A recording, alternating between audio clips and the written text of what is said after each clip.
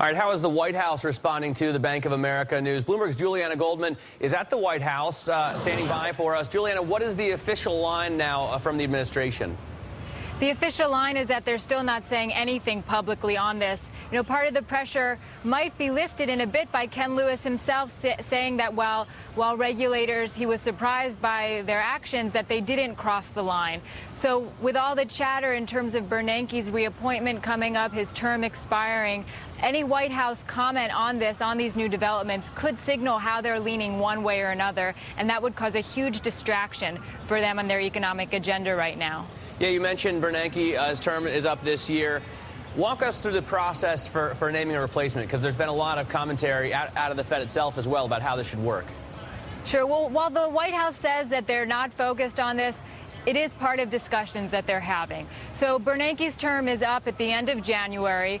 All reports would suggest that the White House would be looking to name someone this fall, either to name somebody or to renominate Ben Bernanke. George W. Bush, he nominated Bernanke to replace Greenspan in October, so just 3 months before Greenspan's term was up. This is a little complicated internally here because Larry Summers, the president's top economic advisor, he's widely reported to be very interested in the post. So in the daily economic briefings, when discussions about the Fed chairman and a reappointment, whether to keep Bernanke might be most appropriate, it's awkward to have those in front of Summers and to involve Summers in those discussions. So these are discussions that are happening with a small group of people, probably not too formal yet. But as we see moving towards the fall, we'll probably begin to hear a little bit more coming out of the White House. All right, so that could be a very exciting story indeed. Let's talk about what the president is doing right now. He is in Green Bay today for a town hall meeting on health care. What can we expect to hear out of Green Bay?